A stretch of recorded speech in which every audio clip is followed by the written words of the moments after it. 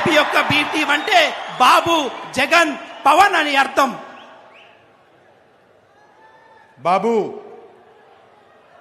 जगन, पवन, BJP. बाबू, जगन, पवन, BJP. और इन तीनों का रिमोट कंट्रोल नरेंद्र मोदी के हाथ में है. వీళ్ళందరి యొక్క ఆలోచనల రిమోట్ కంట్రోల్ నరేంద్ర మోడీ గారి చేతిలో ఉంది. क्यों उनके हाथ में है वो आप जानते हो. ఎందుకు వారి చేతిలో ఉన్నదనే విషయం మీ అందరికీ బాగా తెలుసు. क्योंकि नरेंद्र मोदी जी के हाथ में सीबीआई, ईडी है, एजेंसियां हैं. ఎందుకంటే నరేంద్ర మోదీ గారి చేతిలో సిబిఐ ఉంది, ఈడీ ఉంది. కాబట్టి వీళ్ళందరూ నరేంద్ర మోడీ గారి చెక్కు చేతల్లో ఉన్నారు. दुख की बात यह है कि जो आंध्र प्रदेश की आवाज दिल्ली में मिलनी चाहिए थी वो दब गई है. దుఃఖించవలసిన విషయం ఏంటంటే ఏదైతే ఆంధ్ర ప్రజల యొక్క ఆలోచనలు ఢిల్లీలో వినపడాలో అవి తొక్కబడ్డాయి, అవి మర్చిపోయబడ్డాయి. आप सोचिए, राजशेखर रेड्डी जी की आइडियोलॉजी, कांग्रेस की आइडियोलॉजी कभी भी बीजेपी के साथ नहीं खड़ी हो सकती थी. మీ అందరికీ తెలుసు, రాజశేఖర్ రెడ్డి గారి సిద్ధాంతం, కాంగ్రెస్ పార్టీ సిద్ధాంతం ఎప్పుడు బీజేపీకి వ్యతిరేకంగా పోరాడుతూనే ఉంటుంది. मगर जगन रेड्डी जी बीजेपी के खिलाफ कुछ नहीं कह पा रहे हैं. కానీ జగన్మోహన్ రెడ్డి గారు బీజేపీకి వ్యతిరేకంగా ఒక్క మాట కూడా అనడం లేదు.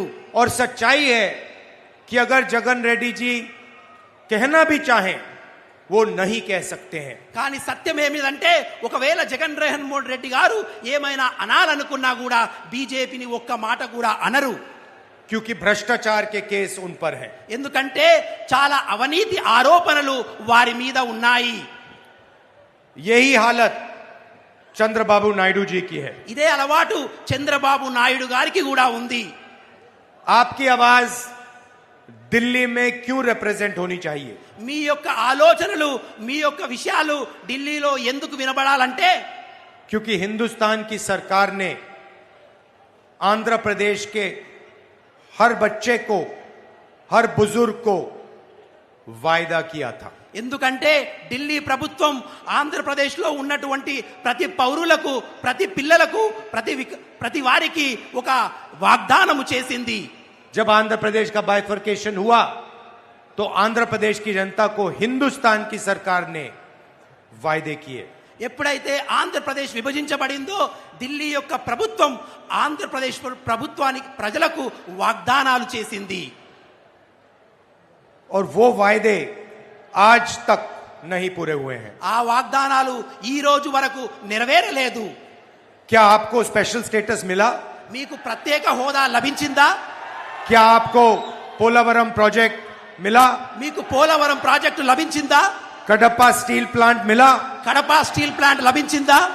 इसका कारण है कि आपकी जो सरकार है वो बीजेपी के सामने सिर झुका देती है. ఎందుకు దక్కలేదంటే ఏదైతే ఈ రాష్ట్రంలో ప్రభుత్వం ఉందో అది బీజేపీ ముందు తల వంచుకొని నిలబడింది. वो बोल ही नहीं सकते हैं వాళ్ళు చెప్పలేకపోతారు. क्योंकि भ्रष्टाचार के जाल में वो फंसे हुए हैं. ఎందుకంటే అవినీతి కుంపంలో వాళ్ళు మునిగిపోయి ఉన్నారు. अगर हमारी सरकार 2014 में आती, हम ये वायदे 2 दिन के अंदर पूरे करके दिखा देते. గడిచిన ప్రభుత్వంలో ఒకవేళ కాంగ్రెస్ ప్రభుత్వం ఏర్పడి ఉంటే ఇటున్నటువంటి అన్ని యొక్క ఆలోచనలు, మీకు ఇచ్చిన వాగ్దానాలు కాంగ్రెస్ ప్రభుత్వం పూర్తి చేస్తుంది. और मैं आपको कहना चाहता हूं, 2024 में हमारी सरकार आ रही है और जैसे ही आएगी हमारा काम जो आंध्र प्रदेश को वायदा किया गया था उसको पूरा करना का होगा. 2024లో కాంగ్రెస్ ప్రభుత్వం ఏర్పడగానే ఏదైతే కేంద్ర ప్రభుత్వం ఆంధ్ర ప్రజలకు వాగ్దానం చేసిందో ఆ వాగ్దానాలన్నీ మేము నెరవేర్చి తీరుతాము. आपको 10 साल का स्पेशल स्टेटस मिलेगा. 10 సంవత్సరాల మీకు ప్రత్యేక హోదా లభిస్తుంది. पोलावरम प्रोजेक्ट मिलेगा. పోలవరం ప్రాజెక్టును కూడా మేము చేసి తీరుతాము. कडप्पा स्टील प्लांट मिलेगा. కడప స్టీల్ ప్లాంట్ ను కూడా మీకోసం చేయిస్తాము. 100% गारंटी हम आपको दे रहे हैं. ప్రతి ఒక్క వాగ్దానాన్ని మీకు నెరవేర్చి తీరుతాము. यहां असेंबली का चुनाव भी है ఇక్కడ అసెంబ్లీ యొక్క ఎన్నికలు కూడా జరుగుతున్నాయి. और हमने असेंबली के चुनाव में वायदे किए हैं। అసెంబ్లీ ఎన్నికల్లో కూడా మేము కొన్ని వాగ్దానాలు చేశాము.